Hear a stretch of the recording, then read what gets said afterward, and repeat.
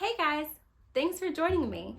Today I have a really special story about immigration based on a Persian folktale called Sugar and Milk by Thrity Unrigar. Let's read.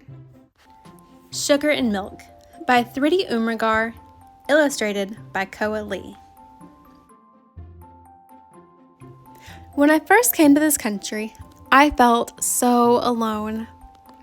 I knew Auntie and Uncle were happy to have me. They filled my room with books and toys and painted it purple, my favorite color. But my friends and my family were all back home. I missed my mom and my dad, and my cats, Kulfi and Baklava too.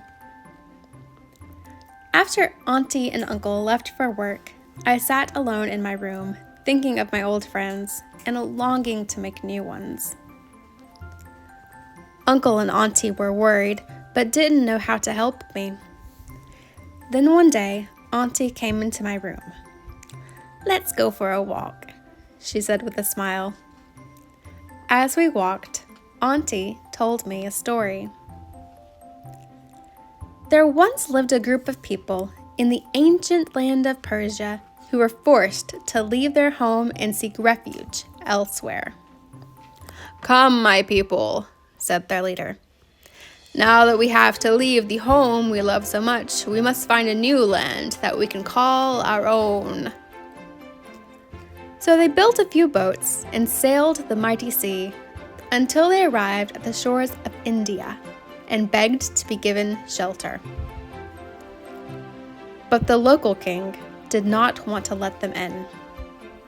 "Our land is too crowded," he grumbled, "with no room for others. Besides, these visitors look foreign and speak a strange and different language I do not understand." The king went to the seashore where the rugged travelers stood and ordered them to leave. But they couldn't understand him because he spoke a strange and different language they did not understand. The king sighed impatiently. He snapped his fingers and ordered his servant to bring him an empty glass. He filled the glass with milk all the way to the very top and silently pointed to it. It was his way of saying, "My apologies to you. I would have loved to help. You look like very fine people, even though you speak a strange and different language I do not understand. But just as this glass is filled to the brim with no room for more, we are full up in my little crowded kingdom." The travelers had come from afar, and they were tired and hungry and cold, and were very sad to be turned away. Just then, their leader spoke. He was a small and clever man, with an ever-present smile on his lips. "Just a moment, O mighty king," he said. "A moment, sir, of your time."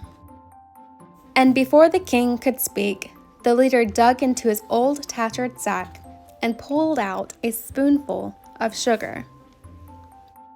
He stirred the sugar into the glass, slowly, carefully, dissolving every grain of sugar, making sure he didn't spill a single drop of milk. He smiled as he pointed silently to the king's glass. Between two wise people, sometimes words are not necessary.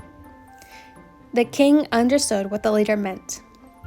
"If you let us stay, O mighty king, we will live in peace beside all of you. And just like sugar and milk, we will sweeten your lives with our presence." The king stared at the sweetened milk. His lips twitched. First he smiled, then he grinned, and finally he roared with laughter. The king hugged the group of travelers. "Welcome to your new home," he cried. "May you live with us forever in peace and joy."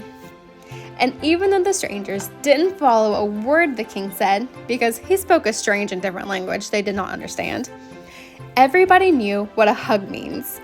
And all the people speak the language of laughter, so no one had a problem understanding what the other meant. Thus, the Persians stayed. India became their new home, and they kept their ancient promise of spreading happiness wherever they went. After Auntie finished telling me this old story, we walked quietly for a few moments. I looked around me, stopped, And then I took another step into the dazzling light of America. Nothing had changed, and yet everything had. I began to smile at the people we passed, and they returned my smile. Everybody I said hello to said hello back to me. Even the dogs seemed friendlier and wagged their tails faster. I laughed out loud and wondered why I had ever been sad and lonely in such a welcoming place. The next day, when I left the house, I asked Auntie for a pack of sugar.